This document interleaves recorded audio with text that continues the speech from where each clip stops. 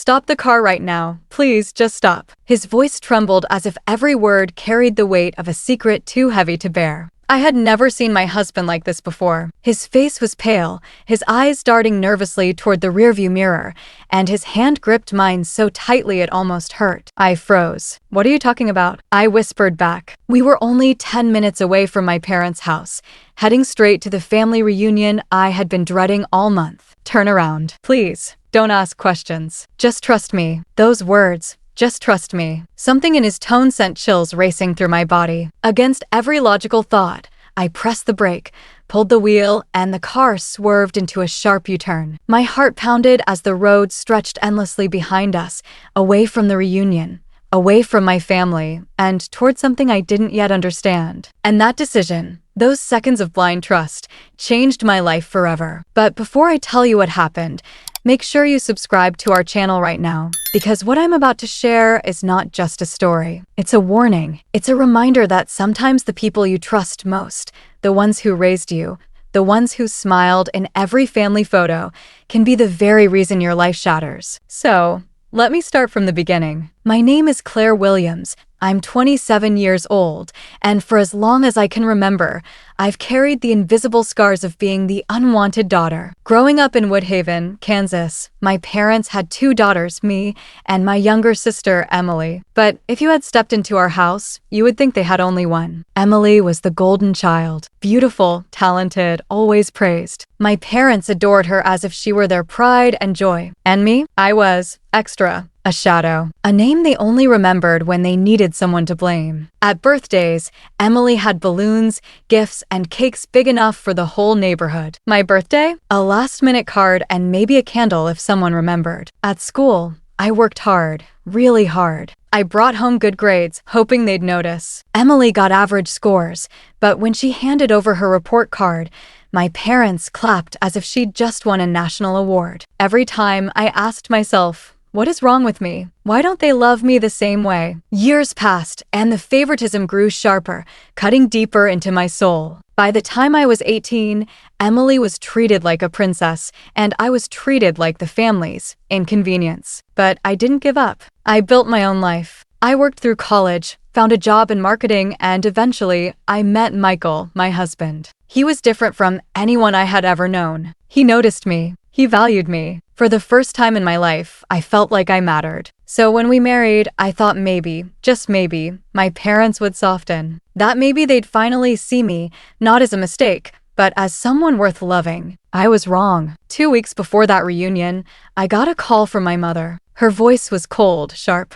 Claire, don't bother buying a gift for Emily's engagement. Your presence is enough. Or rather, your absence might be the best gift you could give. My stomach twisted. What does that mean? She sighed dramatically. It means Emily deserves her big day without you stealing attention, without you sulking in a corner. Maybe it's best if you just don't come. I hung up before she could say more, my hands trembling. When I told Michael, his face hardened, but he only said, "You don't owe them anything." Still, deep inside, I longed for acceptance. Against Michael's advice, I decided to attend. I told myself maybe she didn't mean it that way. Maybe I was overreacting. But then, in the car, just minutes before we arrived, something made Michael panic. He saw someone that made his whole body freeze. He whispered for me to turn the car around, and without knowing why, I obeyed. What he revealed later about that moment destroyed the last fragile thread between me and my family. I'll never forget the silence in the car as we drove away from my parents' house that night. Michael kept glancing at me, as if debating whether to speak. Finally, I couldn't take it anymore. "Tell me what's going on," I demanded. He took a deep breath. "Claire, I saw your father. He wasn't alone. He was with someone. Someone who looked exactly like you." My heart stopped. "What are you talking about?"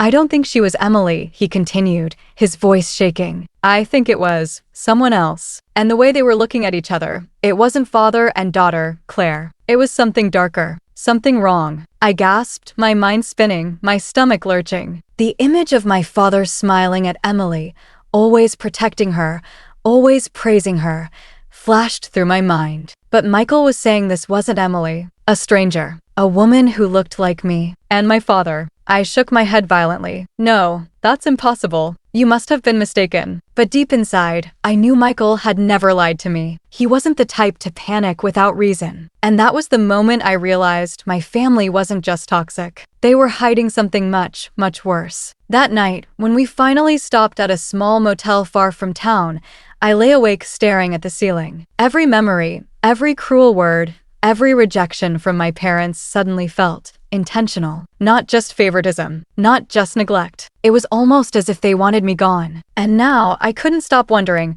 what secret have they been hiding from me my entire life? I couldn't sleep that night. Michael's words echoed inside my head like a haunting melody I couldn't escape. It wasn't Emily. It was someone who looked like you. The thought made me shiver. Who is she? And why was my father with her? By morning, I decided I couldn't just let it go. I needed answers. Michael tried to stop me. Claire, please. If what I saw is real, you don't know how deep this goes. I don't want you walking straight into something dangerous. But stubbornness had always been my curse. They're my family, I whispered, or at least, they were supposed to be. I need to know what they've been hiding from me. We returned to Woodhaven quietly the next day. I didn't go to the reunion. Instead, I drove past my parents' house late at night. The lights were still on. Through the curtains, I could see shadows moving inside. And then, I froze. There she was. A woman, sitting casually on the couch, laughing, holding a glass of wine in her hand. Her face tilted toward my father as if they were sharing some private joke. But the most terrifying part? She looked exactly like me. Same hair, same eyes, same smile. It was like staring into a mirror, but older.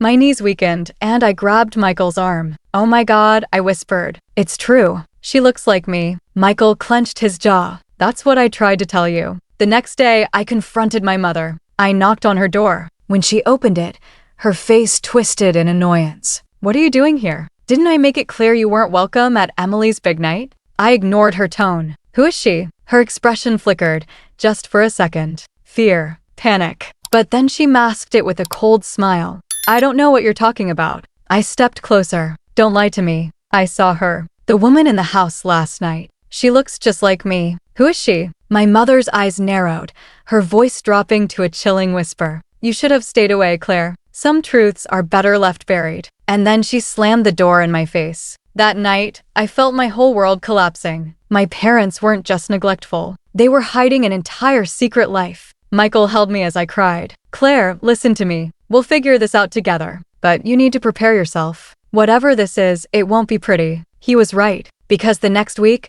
I uncovered the truth. I received an anonymous message on Facebook. No profile picture, no name. Just one sentence. If you want answers about your family, meet me at the old diner on Main Street, midnight. Michael begged me not to go. This screams danger, Claire. It could be a trap. But I had no choice. At midnight, I walked into the empty diner. The neon sign outside flickered, and the place smelled like burnt coffee. I sat at a booth, my hands shaking. A woman walked in. My heart almost stopped. It was her, the woman who looked like me. Only this time, I could see the differences more clearly. She was older, maybe mid-40s. Her hair was slightly darker, her smile sharper. But still, our resemblance was undeniable. She slid into the booth across from me. Her voice was calm, but her words sliced through me like glass. Hello, Claire. I'm your sister. I gasped. That's impossible. I only have one sister, Emily. She shook her head slowly. No, that's the lie they told you. I'm your father's daughter too, but not with your mother, with another woman. They hid me, because if the town found out, your father's reputation would be ruined. I felt dizzy. You're my half-sister? Yes, she smirked. And unlike you, Claire, I was the daughter he actually wanted. That's why he pushed you aside. That's why Emily got everything. Because you were never supposed to exist. You were the mistake, and I was the secret. Her words burned into me like poison. I shook my head violently. No, that can't be true. But deep down, I knew it explained everything. Every cruel look, every harsh word, every time they treated me like an outsider. Because I was an outsider. In my own family. Michael reached across the booth, grabbing my hand. We don't have to listen to this. Let's go. But my half-sister leaned forward, her smile turning sinister. Oh no, Claire. You're not going anywhere. You see, Daddy promised me something. The inheritance. The house. Everything. But then, you came back. And he's afraid you'll ruin it. That's why he wanted you gone. That's why your mother told you not to come. My blood ran cold. You mean, they planned this? She nodded slowly. You were never meant to be part of the family. You were meant to disappear. The next few days were a blur of paranoia. I couldn't eat. I couldn't sleep. Everywhere I went, I felt eyes watching me. Michael tried to keep me calm, but even he started noticing strange things: our car tires slashed, anonymous calls in the middle of the night, shadows outside our window. It was clear. My own family wanted to erase me, but they had underestimated one thing. For years, I had been their victim, the unwanted daughter, the ignored child. But now, I wasn't a child anymore, and I wasn't going to let them destroy me. One evening, I returned to my parents' house alone. Michael didn't know I didn't tell him, because I knew he would stop me. I stormed inside, my voice shaking with rage. Tell me the truth. My father stood in the living room, his expression cold. My mother sat quietly, avoiding my gaze. Emily wasn't there, but the half-sister was smiling smugly in the corner. I turned to my father. Why? Why did you treat me like this? Why did you pretend I didn't matter? For a long moment, he said nothing. Then finally, he spoke. Because you weren't supposed to exist. The words cut deeper than any knife. You were a mistake, he continued harshly. We tried to move on, but you kept clinging, kept begging for our love. Can't you see? We never wanted you. Tears blurred my vision. My knees felt weak. But in that moment, something inside me snapped. I straightened, wiping my tears. My voice grew firm. You may have broken me once, but not anymore. I turned to my half-sister. You think you've won, but you've underestimated me. I won't disappear quietly. I'll fight. And when I'm done, the whole world will know what kind of monsters you are. For the first time, I saw fear flicker across her face. And in that moment, I knew this wasn't the end. It was only the beginning. The night after my father's confession, I couldn't sleep. His words replayed in my head over and over. You weren't supposed to exist. For years, I had begged for their love. For years, I thought something was wrong with me. But now, I finally saw the truth. It wasn't me. It was them. They were the liars, the manipulators, the monsters who tried to erase me. And I wasn't going to let them win. I spent the next week preparing. I gathered every piece of evidence I could find: old letters, financial documents, even photos Michael had secretly taken of my father with the half-sister. Each item was proof of their betrayal, their hypocrisy, their secret life. Michael begged me to be careful. Claire, if you go after them, they'll fight back harder. Are you ready for that? I met his eyes. I've been ready my whole life. They took my childhood, my dignity, my peace. Now it's my turn. The perfect opportunity came sooner than expected. Emily announced a second family gathering, this time at the town hall, celebrating my father's retirement. The whole community would be there, all of Woodhaven. It was exactly what I needed. That night,